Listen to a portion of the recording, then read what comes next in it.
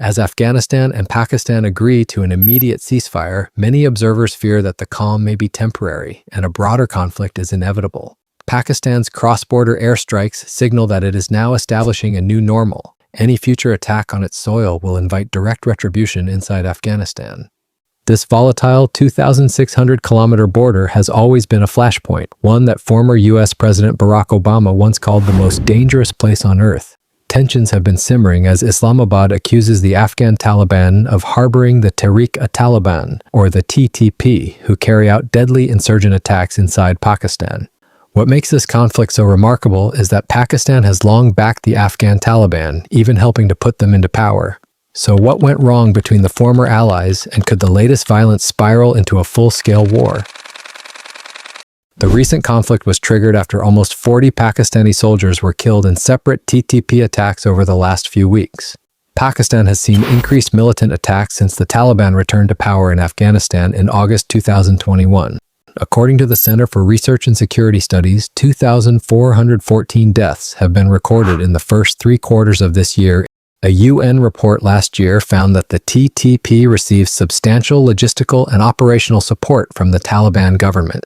Regional powers such as China and Russia have repeatedly called on the Taliban to rein in the TTP and other armed groups operating from Afghan soil, a demand renewed at the recent Moscow format consultations. Yet attacks continue to mount, and Pakistan's patience appears to have run out. Pakistan has now said that enough is enough, and any attack believed to have originated in Afghanistan will carry a cost for Kabul. Taliban, on the other hand, has accused Pakistan of violating Kabul's sovereign territory and acting on someone's behalf.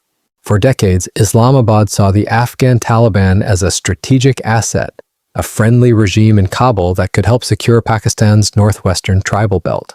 But as the relationship deteriorated, deep-rooted tensions resurfaced. Central to these tensions is what many observers refer to as the Pashtun question.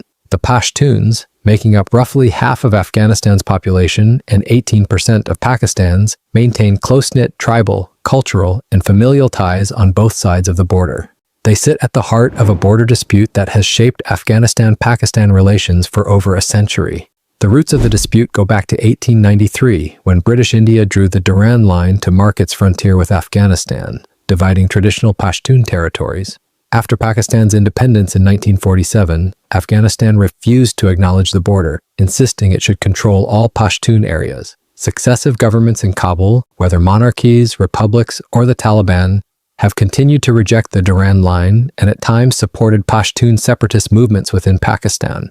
Just last year, a senior Taliban official asserted that half of Afghanistan's territory lies beyond the Durand Line, vowing never to recognize the boundary.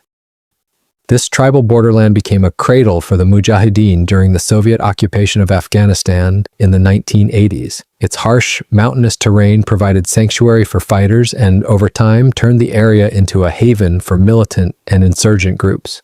The critical turning point came in the 2000s after the U.S. invasion of Afghanistan.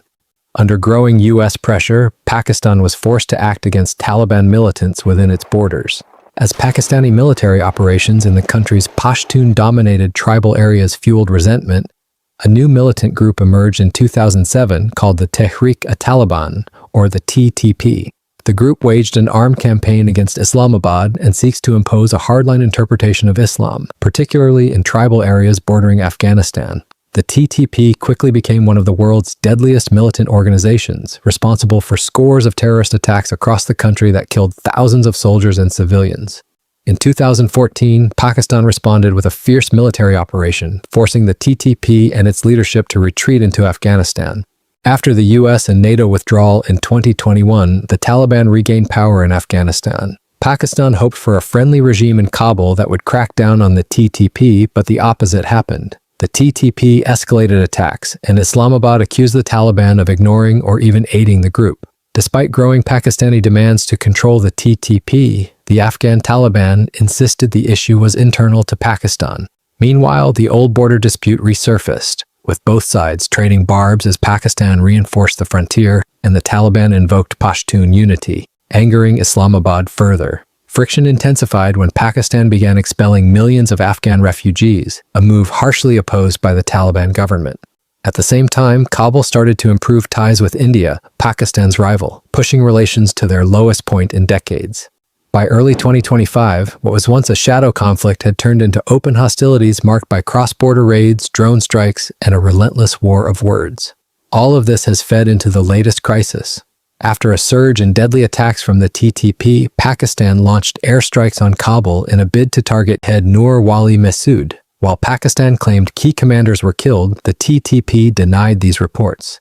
Afghanistan condemned the strikes as a violation of its sovereignty. Despite fighting at border posts, Afghanistan lacks conventional military strength compared to Pakistan, heightening the risk that TTP militancy may intensify, possibly backed by Taliban support. With Pakistan now demonstrating it will respond with force to attacks on its soil, the prospect of more violence hangs over the region. So what happens now? Both Pakistan and Afghanistan face mounting pressure to avoid a full-scale war. Saudi Arabia, which recently signed a mutual defense pact with Pakistan, has called for calm, joined by Qatar, which has strong ties to both sides. China is urging restraint as well, concerned that instability could jeopardize its major regional economic projects. Despite these diplomatic efforts, the core dispute over the TTP's continued presence and alleged support from Kabul remains unresolved, making any ceasefire extremely fragile. If tensions persist and Pakistan pushes deeper into Afghan territory, the Taliban will likely respond with guerrilla tactics and counterattacks. Such a conflict would devastate tribal communities and cripple border trade, which is already at a halt. The more dangerous possibility is that the violence could escalate into a wider proxy war, drawing in powerful international and regional players like the US or India. Whether the conflict now stabilizes or spreads will depend on diplomatic maneuvering, internal pressures, and the ability of both governments to rein in militant groups. For now, the fighting demonstrates how supporting insurgent movements, even against historical adversaries, can ultimately backfire. Thank you for watching. If you found this analysis helpful, please like, share, and subscribe for more.